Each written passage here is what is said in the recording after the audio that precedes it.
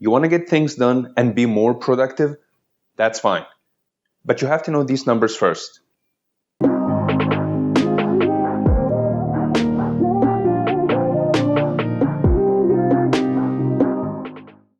Welcome to Wellbeing Toolkit, empowering you with the right tools so you can apply, achieve what you need, and upgrade your life. And if this is what you need, then by all means, join us. First number is 10. From my observation, I found out that the average person have at least 10 things to do per day. And I'm not talking about the things you do automatically, like brushing your teeth or having a shower. I'm talking about things you do like check your inbox, respond to emails, call a client or maybe clients, have a meeting or maybe meetings, call a friend or meet a friend, buy stuff, etc. And I also found out that these things increase when you get married, and it increases even more when you have children. The second number is 4. Every one of us has a working memory, and this working memory has a capacity to sustain up to 4 items in a given moment. Third number is billion. Your subconscious mind, on the other hand, has a capacity to sustain up to billions and billions of information, and this is the asset you use to pass your final examinations in school or college. Now that you know these numbers, how many options do you think you have to get things done and be more productive? Your first option is to rely on your working memory. That's a good thing, but if you did the math here, if the average things you have to do per day is around 10, and your working memory on the other hand can sustain up to 4 or 5 items maximum, then there's a high chance that you'll forget around 50% of the tasks you need to do that day. So this is not the best way to do it. Your second option is to rely on your subconscious mind. Now this is making more sense, right? Since it can sustain up to billions of information, then you can rely on it to remind you of the things you have to do in a given day. But as I discussed in the previous lecture, your subconscious mind gives you the information through what I call the 3R model. So request, relevance, and recency. With request, you have to do like what you did in high school or college, memorizing all the tasks you need to do in a day or week and requesting them from your subconscious mind. And if you're like the majority of us, then maybe you had a grade of B, C, D, or even A, but not the full mark, right? So in a sense, if you fail to remember all the facts you needed to pass your final examinations in college, then the same logic applies here. You may forget some of the tasks you need to accomplish. So again, this is not the best way to do it. With relevance, your subconscious mind gives you information that has an emotional or a physical relationship. That's why you remember a friend when you smell a specific scent, or maybe you remember to call a friend when you saw a car like his, or just like what happens when you go to the supermarket to buy one thing and then you remember other things to buy. And that's why you remember to send the presentation to your manager when you pass by his office. Again, I'm not sure this is the best way to be productive by relying on physical or emotional surroundings. With recency, your mind works best with recent information. The more recent they are, the better it memorizes them. Again, this is not the best way to be productive by wasting effort in memorizing tasks. Now, the third option, the one that you're looking for, is to rely on an external memory. And this is where to-do list tools come in handy.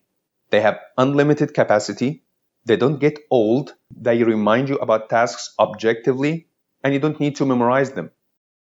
So what is the purpose of having a to-do list tool? First, it serves as a task manager. It gives you an idea about the tasks you need to do, when to do them, where to do them.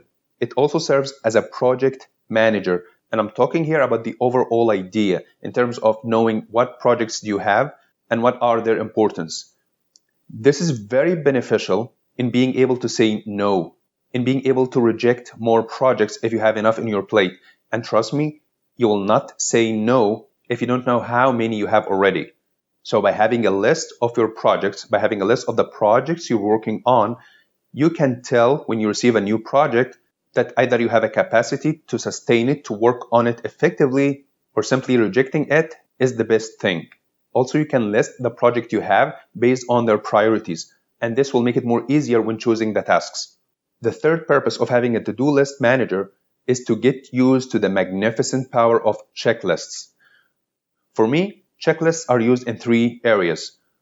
The first one is for the multi-layer tasks, things like sending a communication. So you need to check that the logo is there. You need to check the font and the size. You need to check that the links are working. Maybe you need to make sure that certain people are copied in that mail. The second use for the checklist is the periodic tasks. So things like a travel checklist. If you're an occasional traveler, then it will be more beneficial to have a checklist that reminds you of things you need to pack every time.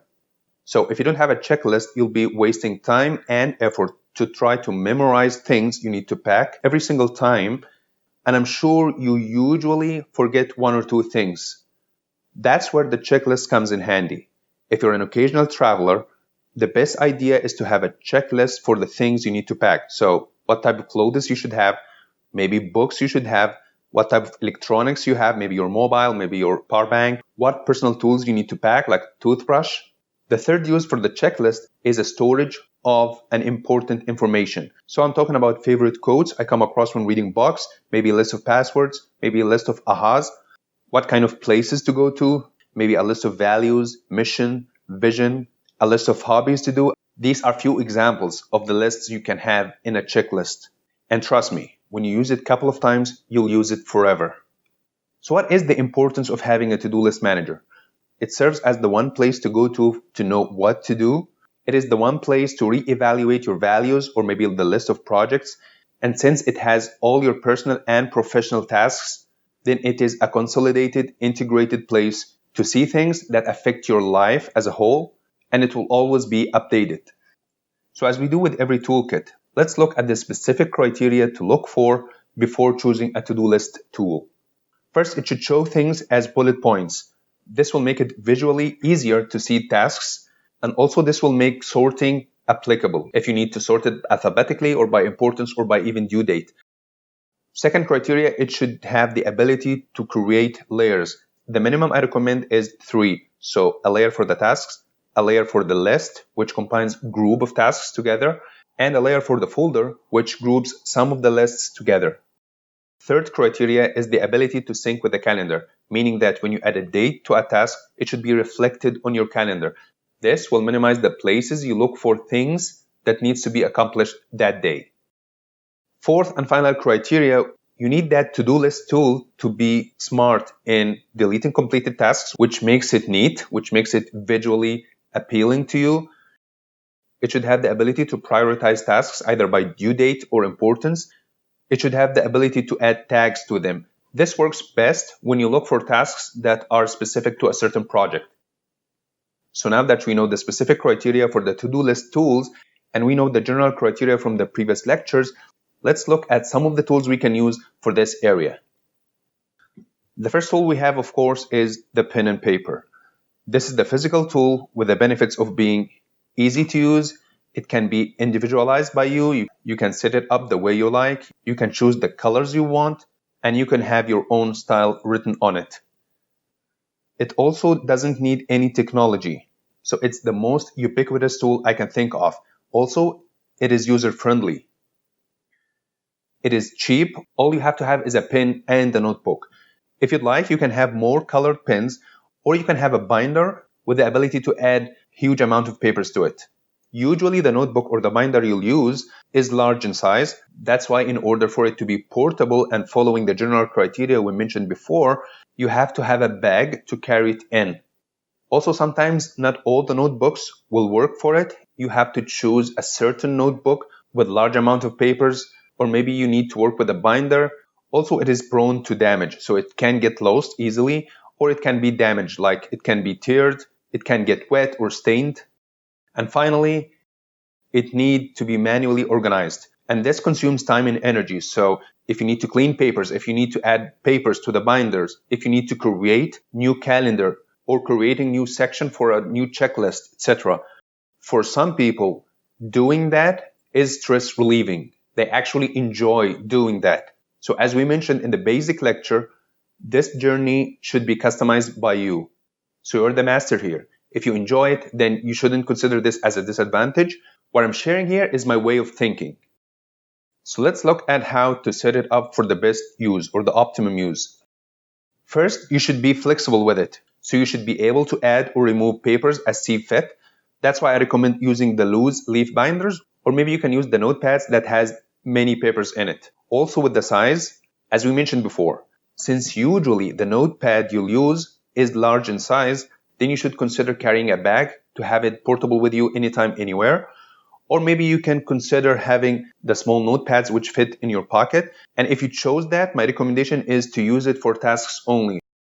Then it should be sectioned, a section for the to-do, a section for the projects you have, a section for the calendar with a daily breakdown, maybe a weekly or monthly as you see fit. And finally, a section for the checklists you need. Also, it will be useful if you have it waterproofed. Check the description for some of the physical to-do list tools I recommend. Our second tool for today is the OneNote application. This is a digital application with the benefits of being free. It matches our fourth principle, which is limiting the tool. The main purpose of the OneNote application is note-taking, but it also has the ability to convert notes into to-do lists. That's why it matches our fourth principle, which is limit the tools. You can create different sections, as we mentioned, as specific criteria. You can easily use it. You have the ability to store information, and it is integrated with other tools like web browsers or Word or mail apps, so you can add tasks directly from them into your OneNote application. The disadvantage here that it is not a to-do smart, so you can't sync it with the calendar. So let's look at how to set it up for optimum use. First, you need to learn the shortcuts. As we mentioned in the previous lecture, learning shortcuts can save you time. So you can hit Windows N to open a quick note and then hit Control 1 to create the checklist format, and then you can add the tasks there already. The second recommendation is to create layers. As we mentioned before, we need at least 3 layers. So the first one should be for the tasks, and the second layer should be for the lists which have group of tasks. This is called section in OneNote. The third layer should be for the folder, or it is called notepad in OneNote. This can be used for the projects and the checklists. The third tool we have for today is the Evernote application, which is almost as the OneNote application we discussed. So it has almost the same benefits, the same disadvantages, and it has the same setting up recommendations. So you need to learn the shortcuts for Evernote, and you need to create layers, one for the tasks, one for the files, and then the third layer should be for the folder, which contains several lists. Check both Evernote and OneNote and see which one you like the most and start using it. The fourth application we have for today is the to-do tool you have in your mail. This is again a digital application with the benefits of being able to sync to the calendar because it's in the mail itself. It is free to use. It applies with our fourth principle as it's convenient being part of your mail app. So in a way, this is minimizing the applications you use. It can automatically delete the completed tasks, so it gives you a neat look or a fewer tasks in your calendar. And you have the ability to use widgets, which save time if you use the mail application from your mobile.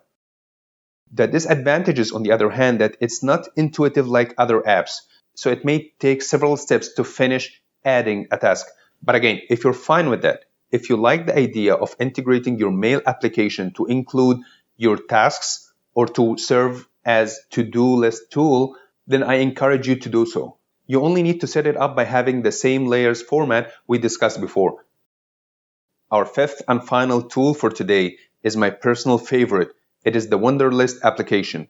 This is also a digital application with the benefits of being very easy to use, to the point. It is mainly a task manager, so when you try it, you'll find out that creating tasks, lists, and even folders takes few seconds. It is free to use. It is neat as it deletes the completed ones, so it gives you a fewer list. It gives you a neater look. You can sync it with the calendars, so you don't need to look twice for the things you need to do in a given day. It is also integrated with other tools like the mail, like the web browser. So again, you can add any tasks or information directly from them. It is smart. You can add tags. You can assign importance to the task. You can show the tasks as per the due date. You can store it either in cloud or you can export it physically if you need to print it for some reason. You can use widget on your mobile. It has shortcuts to save you time, and you can take notes with it. For the disadvantages, personally, I didn't see any disadvantage yet, but again, you can check yourself and see if something is not working for you. So how am I setting up Wunderlist? By creating these layers. So the first one is for the tasks. The second layer is the context. So I have an at home list. This is for the tasks that needs to be done at home. And there's at work list. This is also for the tasks that need to be done at work. I have at phone, at errands, at anywhere for things that can be done literally anywhere. Also, you can have a list for the names of the project. So I can have a list for project X, a list for project Y, etc. And again, I have a list for each of the checklists I have. So I have a list for the travel checklist. I have a list for the laptop backup, things to consider when backing up my laptop. Then the third layer is for the folders themselves, which contains group of the context. So I have a folder of next actions, which contains different lists. And then I have a folder of the projects, which contains all of the projects. And then I have a folder of the checklists, which contains all of the checklists. Like I mentioned before, you can play with it the way you want. I have a folder for areas of focus, which contains list of things to focus on, like health, like finance, life goals, relationships, etc. Wunderlist is my personal application. It is my favorite so far. As with the previous tools, I will include the link for Wunderlist and the other tools we mentioned in the description so you can check it, you can try it for yourself, and you can choose what to use. That was the end of our second toolkit, which is the to-do list tools. I hope you enjoyed it. If you have any questions, please reach out to me via email or leave your questions in the comments below. Stay tuned for the next toolkits, and until we meet, keep upgrading.